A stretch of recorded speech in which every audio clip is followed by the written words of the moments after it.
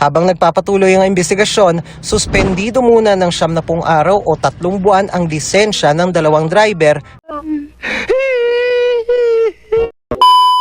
Heto na guys, nag-trending yung video dun sa Cainta. Kung napanood nyo yung trending na nagsuntukan na mga driver no, dun sa Cainta.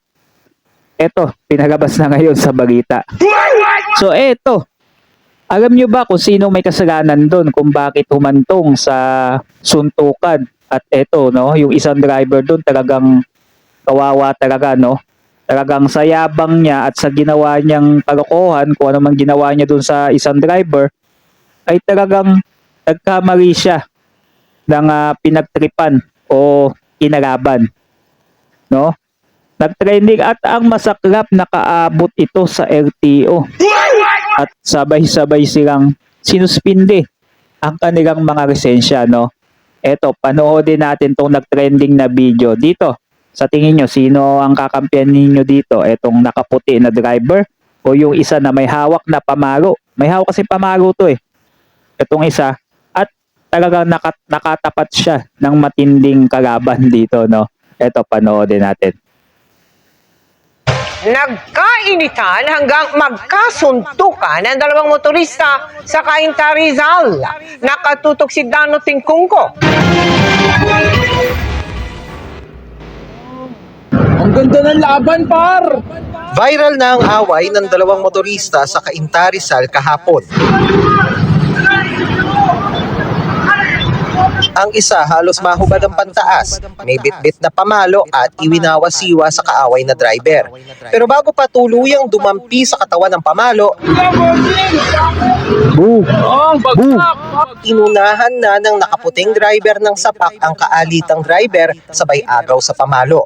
Hindi naman niya Ayan. ginamit ang pamalo. Yan yung nag-trending na video, no? Kawawa dyan, yung nakahubad na yon, yung nakaitim, yung may hawak na pamalo. Kasi hindi niya inaasahan, mas magaling pala manuntok tong etong nakaputi. Halo sa kaalitan, pero inundayan niya ito ng dalawang sapak. Pinalo ni tropa eh. Palayo na ang driver nang mula sa malayo may boses na sumisigaw. Iangas mo eh! Yung susugan pa oh. Kaya nagpang-abot muli ang dalawa. Ooh. Naghabulan. Hanggang magpang-abot muli. Ang naunang sinapak na driver, sinapak ulit hanggang sa mawala ng malay. Nagtitrip yan kanina pa. Pinaano niya yung nagbabiyahe niya yung nakaputi. Makailang saglit pa, Nantitrip pag itong nakahubad na may pamalo. Kaya pag kaya napag-abot sila. Kasi ito kasing na to, yung nakaputi, na yun eh. Kumbaga, hindi naman niya pinapatugan, sadyang pumutok yata at tila na puno na ang sagop, kinahos na niya, no? At dito, napagtanto nung nakahubad, na, ako, dihado yata ako dito, tumakbo siya eh. Tumakbo sabay na abutan siya at yung huling sapak nung doon na siya nawala ng malay. at tila nahimasmasan ng driver na nakaputi. Ibinabangon ang sinapak na driver na walang malay. Yan, medyo kinabahan siya yan. mismo ang nagbuhat dito sa isang tabi. Ayon sa nag-upload ng video, ang nasuntok na driver ang mainit na sa Cainta Junction pa lang. Ayun. Gusto po yung nakaputi, gumilit po sa gas station. Nung nakita po nung nakaubad na gumilit sa gas station, huminto rin po yung nakaubad. Kumuha po siya ng barkada niya is baseball bat. Dahil sa paghampas na yan, kaya bumaba muli ang nakaputing driver at naganap ang mga nakuhanan ng viral video. Hindi naman anya iniwan ng nanuntok ang kaalitan hanggang dumating ang mga pulis at ambulansya. Yun. Hindi naman niya iniwan. Tama yung ginawa nung kahit papano, hindi niya iniwan, no? Kahit na siya yung hindi niya iniwan. Kaya lang problema na wag na magay yung At eto pa, no?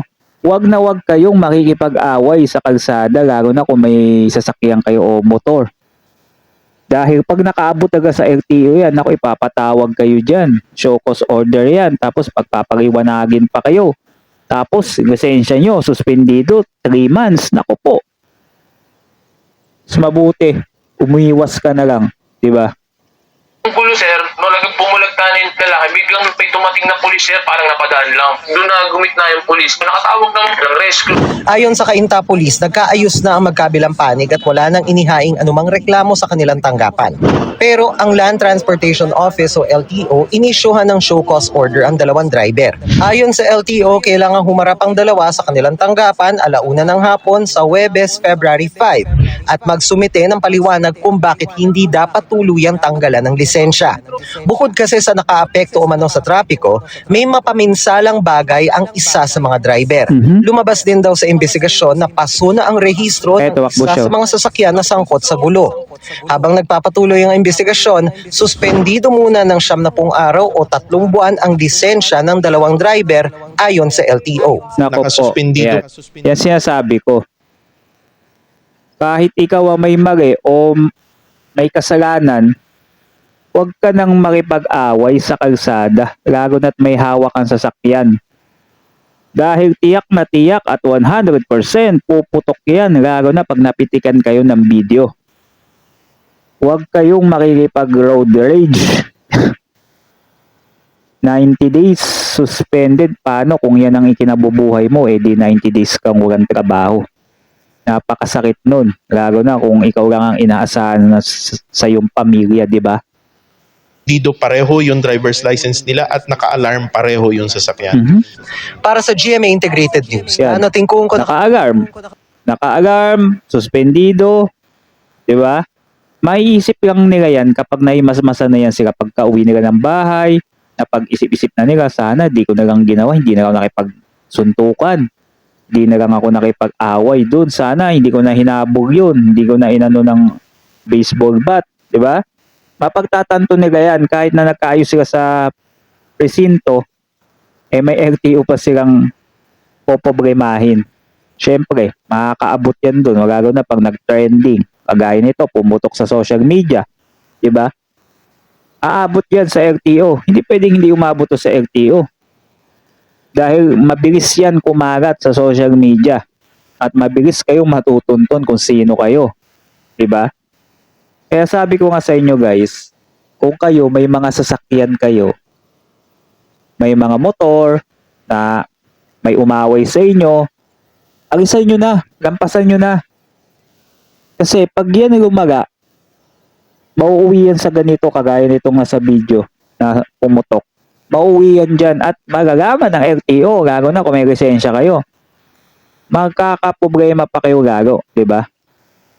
Pwedeng masuspindi, pwedeng matanggalan ka na ng lisensya habang buhay, kagaya ng ibang mga nagdaang mga nag-trending na video na kumagat sa social media.